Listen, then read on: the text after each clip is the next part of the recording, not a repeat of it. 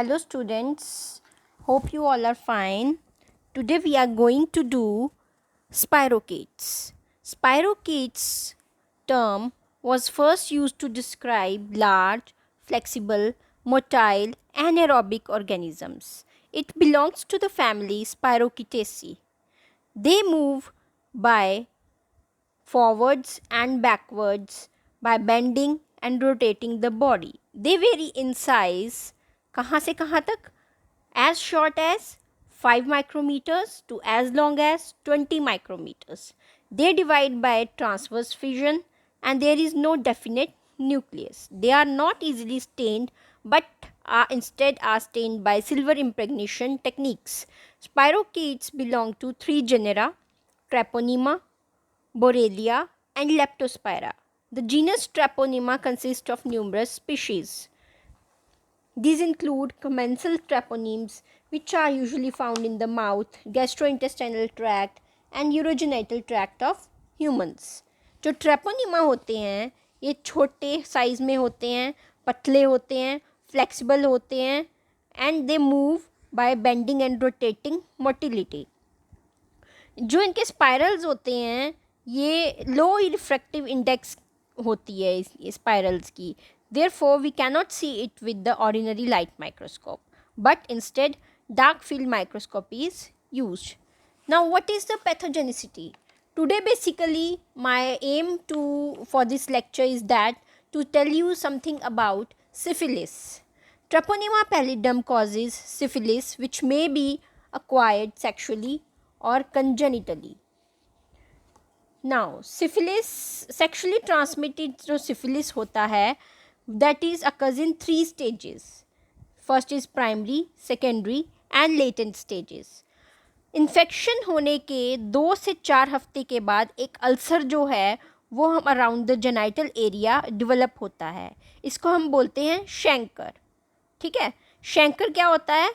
Hard, painless, circumscribed, indurated, ulcerated lesion होता है जिसका फ्लूइड बहुत ही ज़्यादा ट्रेपोनीम्स फाइंड आउट होते हैं और उनकी वजह से जो आसपास के लिम्फ नोड्स होते हैं वो भी एनलार्ज हो जाते हैं. यूजुअली विद इन 1 मंथ जो ये लीजन्स हैं ये अपने आप ही हील हो जाती हैं विदाउट द ट्रीटमेंट. लेकिन प्राइमरी सिफिलिस जो होता है ये हाईली इन्फेक्शियस होता है. Next comes the secondary syphilis. 2 या 8 हफ्ते के बाद after the primary lesion has healed skin eruptions होनी शुरू हो जाती हैं. There are red rashes along with the papules और ऐसे में there is widespread multiplication of spirochaetes and their dissemination in the blood. इस स्टेज पे लीजन्स में बहुत ही ज़्यादा अमाउंट में ट्रेपोनीम्स जो हैं वो मिलते हैं.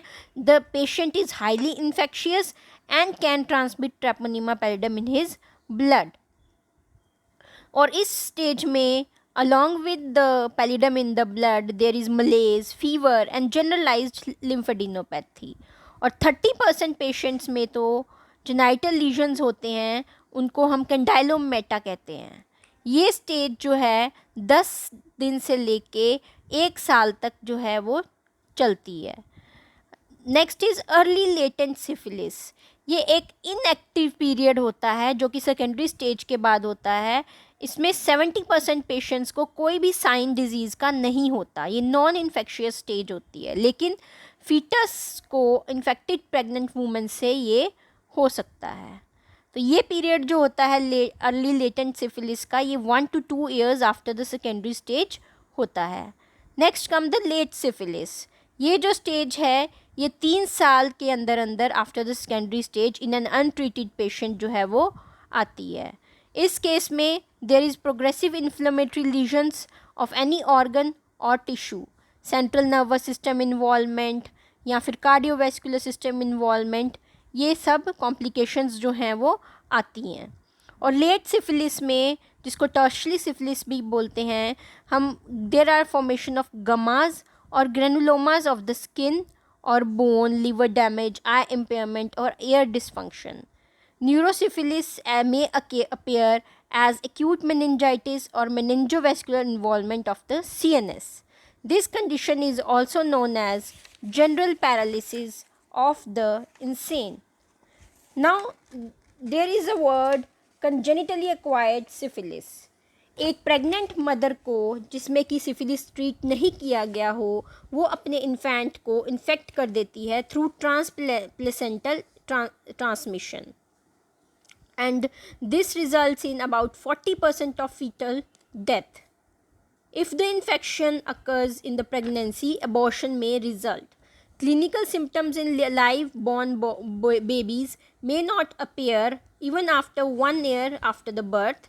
Common signs are skin eruptions, jaundice, painful limbs, ascites, anemia, or saddle nose. तो ये था आपको सिफिलिस के बारे में थोड़ी जानकारी देने की मेरी कोशिश, ठीक है. Hope you will understand. If you like our video, then please share and subscribe this channel. Thank you.